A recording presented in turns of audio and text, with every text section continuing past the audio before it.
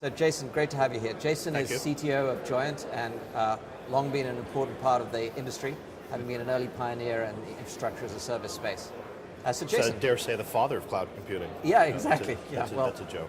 It's an industry which is so young that fortunately you can be a father and not have kids at this stage. Absolutely, absolutely. But in any event, I'm sure you will have. So I'd love to hear a little bit about what's happened in the last year for Joyent and where do you see yourselves fitting into the picture today as infrastructure and platforms start to merge and we've got a very different landscape than we had a year ago. Yeah, I mean, I think things have changed a bit in that we have some people getting out of the cloud and some people going out of business, and of course all the typical M&A activity and so on like that. I think it's also important to understand that when you look at even what our business fundamentally is as an infrastructure as a service provider, really is a hardware supply chain, component supply chain, tail-end lifecycle management company. I mean, from a business operational standpoint, that's what we do. And then I drive sort of product and engineering, from that standpoint across a couple different groups, and those activities range from device drivers to an operating system to the underlying hardware design to a runtime to a bunch of middleware written in that runtime that does unique things with the operating system, all the way up to customer experiences and service endpoints. And so I think what you tend to find now is most of us that are left, meaning those of us that are growing with the sort of CAGR the industry is currently growing at or faster, we tend to basically control our hardware supply chains and we have no outside software in our stack. Yeah. So it's become, very sort of difficult to sit down and say, well, I'm going to pull from this vendor and pull from this vendor and pull from this vendor and pull from this vendor and somehow create a price competitive business out of the marketplace. Well, that's what I was going to ask you. I mean, in this world of, obviously what plays out at the economies of scale at your level, how do you end up differentiating and having enough scale to compete on price with the scale, margin there's a couple sort of misconceptions around both scale means cheaper servers as well as what the tail end truly looks like. Yeah. And so there's a couple ways to sort of help on the tail end aspects of things. And so if you look at, say, the last 4 years, the sort of price for a, say, 4 gigabyte VM that we were delivering, or say Amazon's been delivering and so on, the price on that VM is now discounted 83% relative to the 2009 price. Yeah. But our internal cost structure is discounted about 108% relative to delivering that same VM. And that's actually an improvement than what it was, say, 4 years ago. And so, when you start looking at the fact that tail and lifecycle management and this idea where power actually stays constant in, say, a rack, the space itself stays constant, and what you're doing from a constant build-out perspective sort of tracks with Moore's law. Yep. So in one rack, we used to spend $200,000 to deliver 384 VMs out of there. And that rack took, say, 6 kilowatts to power, and it took up a rack of space. And then sort of 4 years later, we put 4,000 VMs in the same footprint. Right. Still cost the same amount of power, same sort of floor space. You've improved your automation and orchestration and ability to actually... Like operationally, what you literally have to do on the back end from a software perspective is enable that sort of rip and replace type mentality. And you have to have a strategy around things like new instance types on new hardware, specific hardware designs for specific, workloads and instance types. Yep. You do things like you don't run your API endpoints on brand new gear, you run it on older specialized things, and so you begin to start looking across and how to optimize that. Yeah, and so when you start looking around like a different type of heterogeneity than one sort of normally has to deal with, we rev bombs every 6 months, we build about 5 different rack designs, and then we have a 6th there too. Those are like sort of in different compositions, and then we say amortize over 5 years, and so when you start thinking about that, there effectively is 30 different types of racks that we've designed over time, and then the big key on that is where can you sort of push more service endpoints through an older piece of gear so it's relatively oversubscribed to what it is. Do you actually hit some point where we've actually gone down, from say, 32 to like 22 nanometer chips. So literally, do you sit down and just begin the process of draining the swamp and ripping and replacing. And so, it's one of these things where to do that business particularly well is actually managing that aspect of it, not just packaging up a VM. So you must have figured out how to do that, obviously, as you said, with increasing margin to be able to play in a game that has actually been increasing scale for other players. What's the long-term strategy? How do you end up staying above the fray and maintaining that margin and ending up differentiated? Are you adding more PaaS-like capabilities? Are you? Well, so I think if you look at like what's happened, and if I can make one more comment about the scale part, on that, the benefit of scale, and we run now 3 data centers on the West Coast and 4 on the East Coast and some in Europe, and then we do wholesale backends for other sort of providers like Telefonica. So we tend to be a very large server customer of whoever we're sort of sourcing these types of things from. And when you look at the benefit of scale there's a benefit of scale comes really from available inventory, not the cost structure of the company. Literally, if I want to rotate server vendors every year, they'll actually give me 120% discount just to get the business and think they're going to keep it the next year. You as an individual can go and get the same discount from, say, Dell that I would, or from Supermicro that I would, or from Quanta that I would. They're not really sort of sitting there themselves on a business that's already exceptionally tight. They're not magically giving 60 to 80 points of discounts to someone else out there. It just isn't happening. And even when you look at us, we've been able to do this sort of aspect of the business very well, largely because Intel's always been like a top 3, top 4 shareholder in the company, and we've lived on that hardware side of the business, and we always understood this was something that even the software we were writing had to do. But when I say like the key is around inventory, someone shows up and says, "Oh, I need 1,000 VMs." If you only have 2,000 VMs worth of capacity, then it means 50% of it's sort of sitting around all the time. If you can sit down and literally have millions of VMs as far as capacity, someone showing up with a normal order, like 1,000 VMs, means that what you're in fact actually doing is you're having sufficient inventory to have a constant sort of influx of customers, but at the same time you're running at, say, 90, 95% utilization of those types of things. And so that's what you get from scale, not just cheap parts. No, that makes sense. Yeah. So on the other part of the question, how do you think about it in the future? How do you end up staying above the noise with differentiation, and what are you doing to make your place very distinct? Yeah, for us it was, we've always been uniquely designed relative to some of the other players out there. So most people have been, even if you look at, say, Amazon's progression, it really was a payment API to a queue service to, S3, which S3 is a great service, very sort of incredible when it launched, still a great service. And then, of course, EC2 shows up as a batch compute environment to do things on S3. Even the stuff I was writing about that in 2007 was like, well, you wouldn't run an app on it, because it's got a short half-life and it's transient and it's meant to be batch compute and so on. And it doesn't do this and doesn't do that. And Amazon intelligently has filled 5 of those 6 gaps. And they keep filling all those gaps. Well, they keep, if you look at, what ends up happening there is that ends up being like a very typical design still. You sort of have your system of record off somewhere else. You have a VM, you pull a LUN off a SAN and you put it on there and you run a thing. It's fine for, those types of use cases, but overall it is in fact architected no different than a SAN plus a VMware plus, typical sorts of things. Yep. Our model has always been a unified storage model overall. So we're designed more like a multi-data center back end of a SAN that you run VMs directly on top of. Yep. And so, our approach has always been to have a very large distributed system where storage and exceptionally good latencies around storage and so on like that is the design center. Yep. And so you can really think of us where, the design is building a large unified storage array. And running compute workloads directly on there.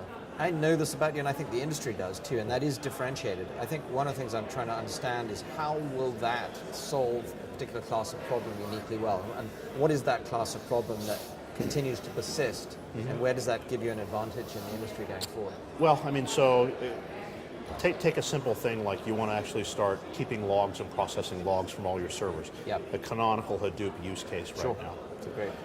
So I got 1,000 servers that have a log on them, and the main reason I'm taking the logs off the server is because every year those logs get big enough to fill the server up. Right. And so that means that every year a server will generate the server equivalent of logs. Yeah. So now I want to store those logs somewhere. I want to feed them into a Hadoop environment. Well, that means that if I have 1,000 servers over here and 1,000 servers full of worth of logs, then I have another 1,000 servers over here that I'm going to go run Hadoop on, right? And yet at the same time, you decide that you also now want to not keep them in that environment, but also say push it off to an object store as well. Well, now you have that sort of equivalent.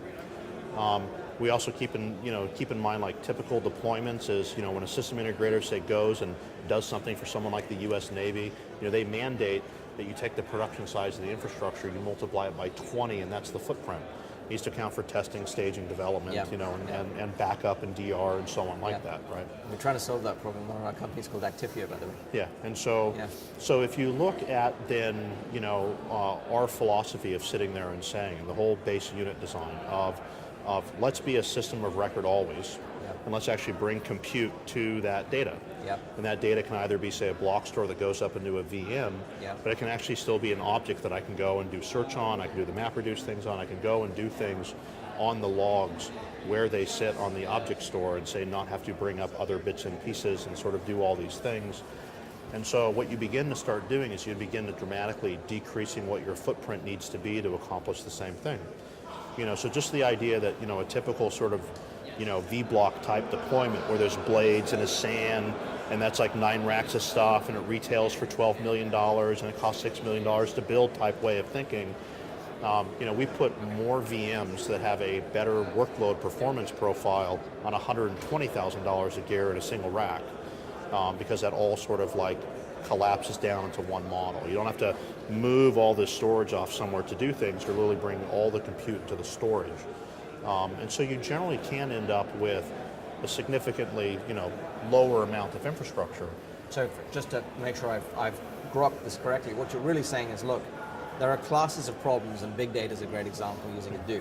Where moving the compute to the data in a seamless way using your architecture is going to give you an advantage. Well, and it's not even just big data. I mean, it becomes one of these. It could be, any transactional system.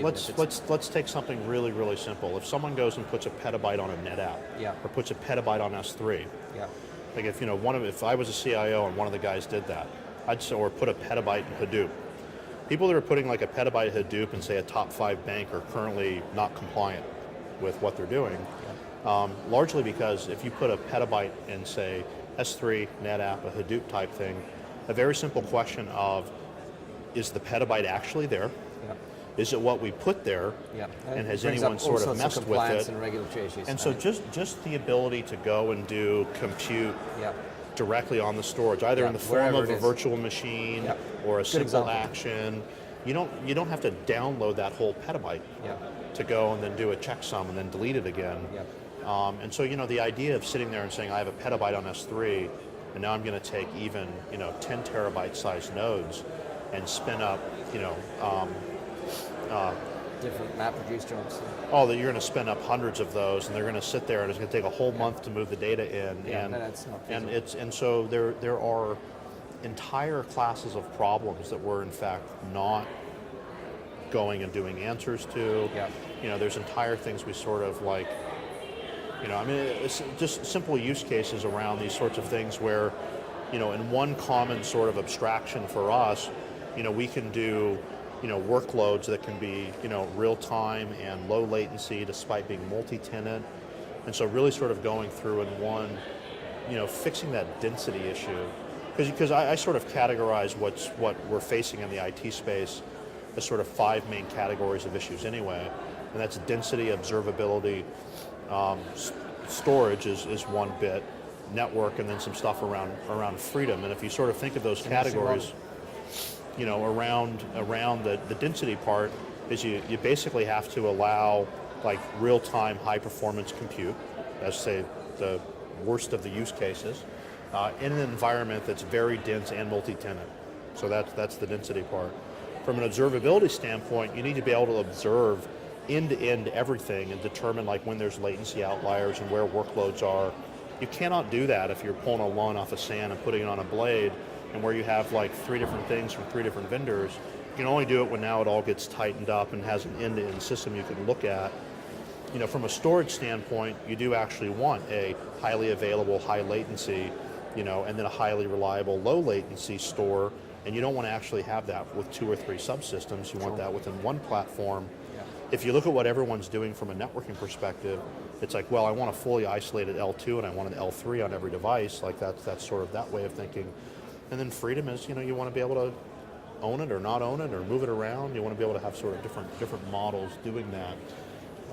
And so, for us, it's really largely around completely solving those core fundamental problems. It's very helpful. So let's take a different, give me a chance to take a drink here, sorry. Let's take a different tack for a second. So obviously Node.js has become wildly popular. Can you talk to us a little bit about what does Node.js mean to you? What are the plans for it as far as you guys are concerned, and what do you think of it as capable of in the future? Yeah. So Node.js is a runtime to do server-side JavaScript. It's of course was something that we open sourced about 3.5 years ago. It's liberally licensed. Well, it's you're welcome. But for us, it's one of these things where to explain the genesis of it, we largely write in C and we do stuff in kernels, and if you looked at like everything we were doing in not C, is we jokingly say, well, we just need a dynamic C, and so of course we've written aspects and things going over the last 9 years in Perl and Python and Ruby and Haskell and Erlang, and I mean name the dynamic language, we've used it or tried something at some point. If you look at first just the aspect of JavaScript, JavaScript is very amenable to a C developer. Like it has a C-like syntax, right. And what it does is it adds like enough functional programming back in, like with closures and the like, that it feels interesting. It is like the closest thing for a C developer to play around in a Lisp-like environment. But that's sort of what you like.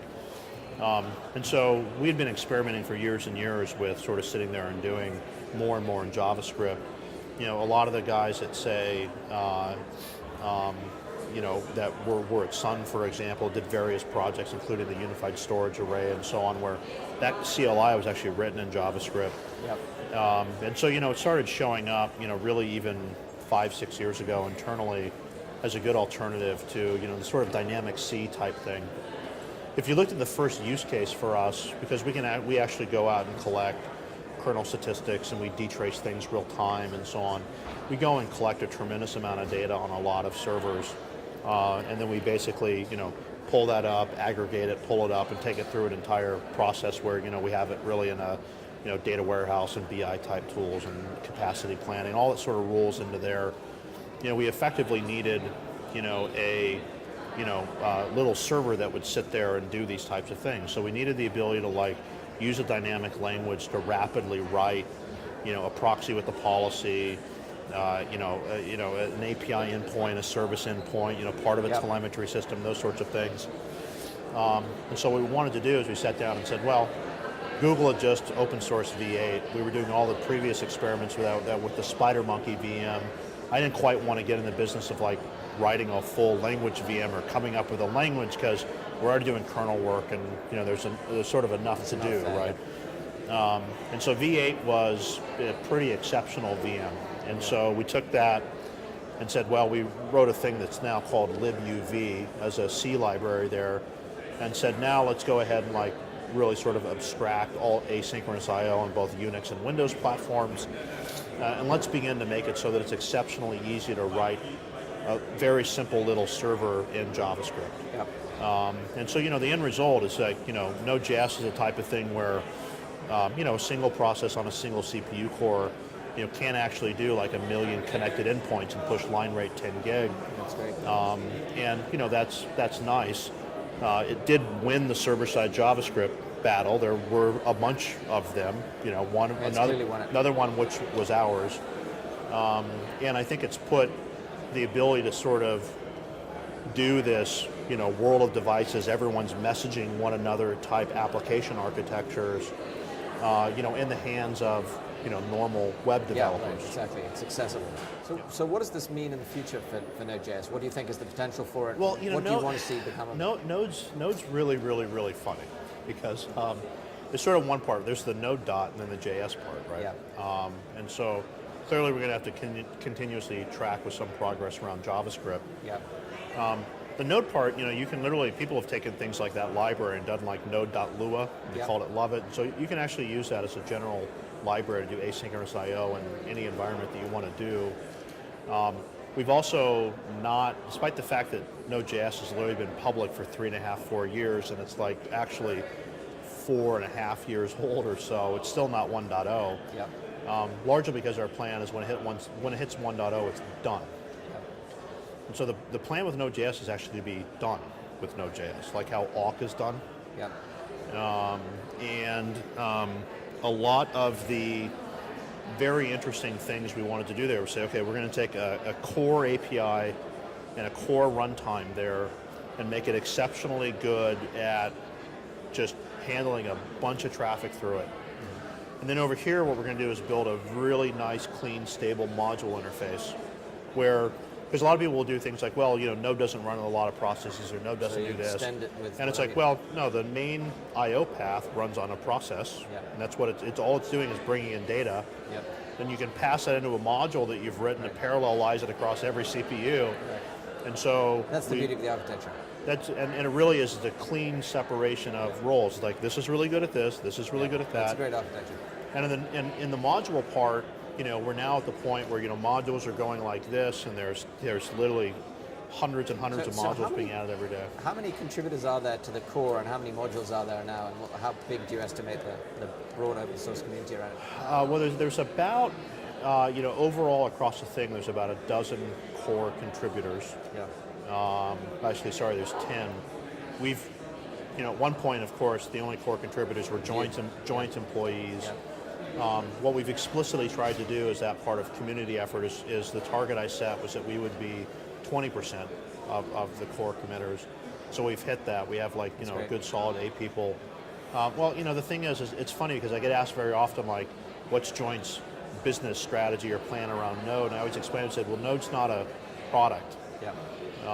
And honestly, no one's really monetized a runtime since Algol compilers and runtimes really aren't products or companies or anything like that. We happen to be the largest user of it and the creator of it. It actually makes us, like, I've actually found a lot of enjoyment that, we put something out there that solves certain things for us, and then all of a sudden everyone else is slotting in with the same, perfect example of open same use cases. Yeah. And there's been a tremendous amount of benefit to that. We worked really hard with Microsoft, over a year period, almost a year period for Node 0.6. It's currently it's going to be 0.12 soon. Sort of make it entirely cross-platform between Windows and so on. And it's feeling pretty good. I mean, we're trying to sit down and make it so that all the next wave of innovation that people want to do with it is actually in the module systems. Yep. Right now there is, I forget the exact number, but it's currently in the high tens of thousands of modules in there. It's something like, I forget if it's 14 or 140 being added per day. It's some ridiculous number right now as far as like modules that are being added.